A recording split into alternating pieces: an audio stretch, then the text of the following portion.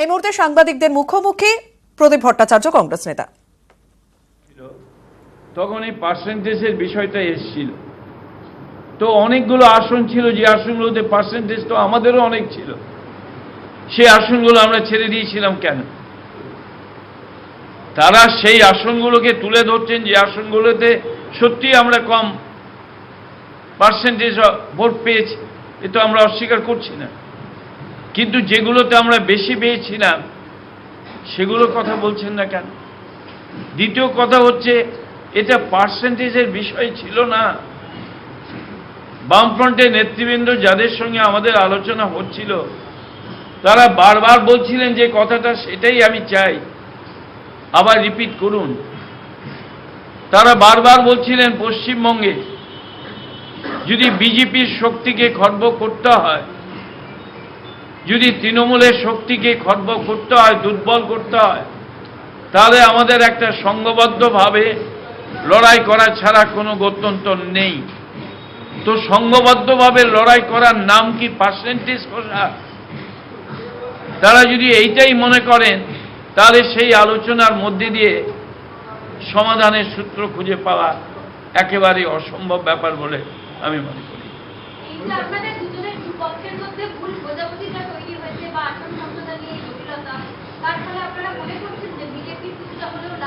দেখুন, একটা কথা আপনাদের কাছে বলে দিই, আমরা যে আগের বার জিতেছিলাম 4টে আসনে, তখন কি এই প্রার্থীরা ছিল না, এই দলগুলো ছিল না? আমরা অন্যান্য বারও যখন সিটে জিতেছিলাম, তখন কি এই দলগুলো ছিল না? তারা তো ছিলই। তো দল তো থাকবে। একটা দেশে যদি অনেকগুলো রাজনৈতিক দল থাকে, তারা যদি নির্বাচনে প্রতিদ্বন্দ্বিতা করেন, তার মানে তো এই নয় যে তারা প্রতিদ্বন্দ্বিতা করছেন বলে ভোটটা সবসময় স্প্লিট হয়ে যাবে। এই যে 1 আর 1-এ 2, এই যে একটা অদ্ভুত রকমের হিসাব আমাদের দেশে অনেক সময় অনেকে তৈরি করেন, এটা ভুল। মানুষের মনের পরিবর্তন কত দ্রুত ঘটছে। আজ থেকে 1 মাস আগে মানুষের মন যা ছিল, আজকে মানুষের মনের আমূল পরিবর্তন হয়ে গেছে।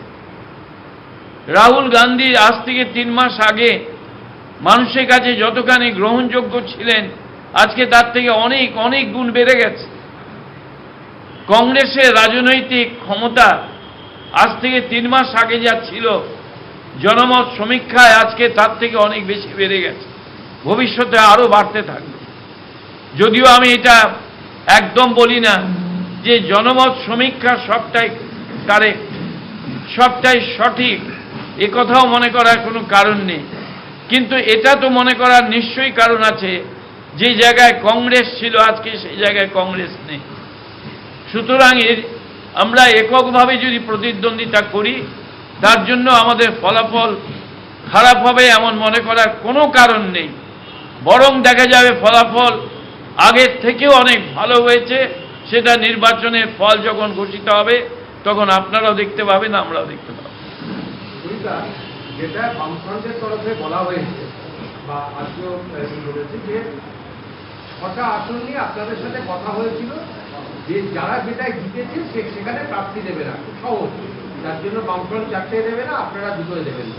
রাহুল গান্ধী সুতরাং এইগুলির মধ্যে আলাপ আলোচনার ভিত্তিতে এই সিদ্ধান্ত হয়েছিল, কারণ প্রথম থেকে আপনারা বলেছিলেন আপনারা দেবেন। এই 2টো আসন নিয়ে কি আপনারা আবার রিথিং করছেন নাকি? না, আমাদের মধ্যে আর রিথিঙ্কিং এর কোনো স্কোপ নেই। তার কারণ হচ্ছে আমাদের 11টি আসন অলরেডি ক্লিয়ার হয়ে গেছে।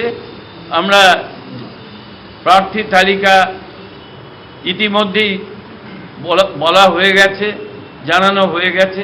সুতরাং এ নিয়ে আর রিথিঙ্কিং করার কোনো সুযোগ আছে বলে আমার মনে হয়, আমার মনে হয় না আর কোনো সুযোগ আছে।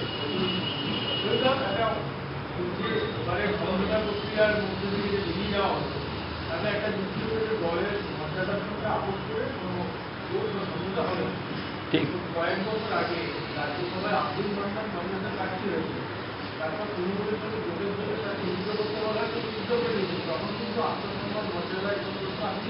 না, আমি আমি আমি আমি খুব ভালো প্রশ্ন, আমি জিনিসটা গুছিয়ে বলি। ব্যাপারটা হচ্ছে, আব্দুল মান্নানকে আমরা রাজ্যসভা প্রার্থী করার জন্য যখন সিদ্ধান্ত নিয়েছিলাম তখন প্রসঙ্গটা কি ছিল, পরিস্থিতিটা কি ছিল?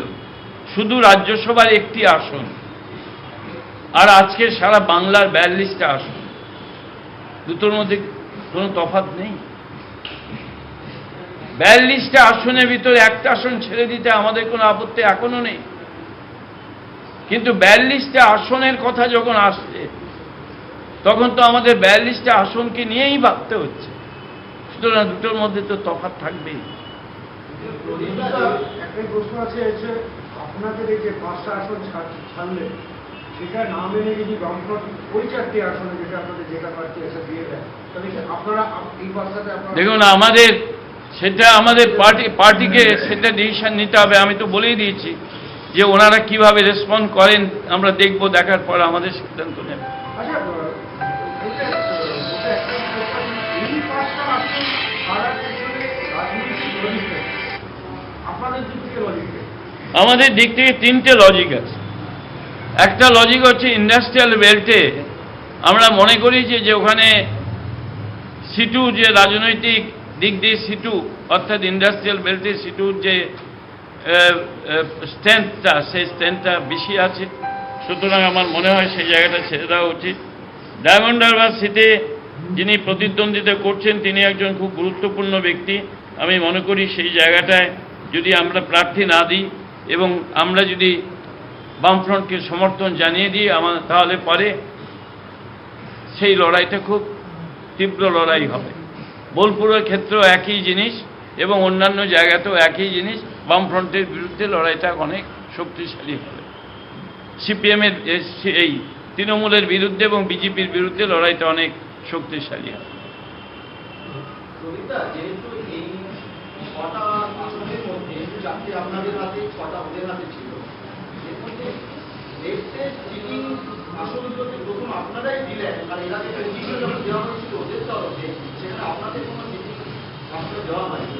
আপনাদের দিক থেকে প্রথম দেওয়ার পরে মানুষের কাছে কি এই মেসেজটা গেল না যে পরিচিত আসন যেটা বিরোধীদের হাতে রয়েছে? না, জিনিসটা তো মানুষের কাছে মেসেজটা খুব পরিষ্কার গেছে। মানুষের কাছে মেসেজটা খুব পরিষ্কার প্রথমেই গেছে যে আমরা চেয়েছিলাম একটা সার্বিক জোট, কিন্তু মানুষের কাছে মেসেজটা গেছে যে বামফ্রন্ট সার্বিক জোট চাইছে না, তারা আসন সমঝোতা চাইছে। আমরা জানি যে আসন সমঝোতা চাওয়ার মধ্যে দিয়ে উভয় দলের সম্মিলিত শক্তি যে বহিঃপ্রকাশ, সেই বহিঃপ্রকাশটা সাধারণ মানুষের মনের ভেতরে প্রবেশ করাতে গেলে যে ধরনের প্রক্রিয়া গ্রহণ করা দরকার সেটা হয় না, সেটা তো প্রথম থেকেই তো ক্ষতিগ্রস্ত হয়েই গেছে। একটা জিনিস, এই 5টা আসন আপনারা ছেড়ে দিলেন, সেখানে বামেদের সমর্থনের কথা বলছেন, অন্যান্য আসন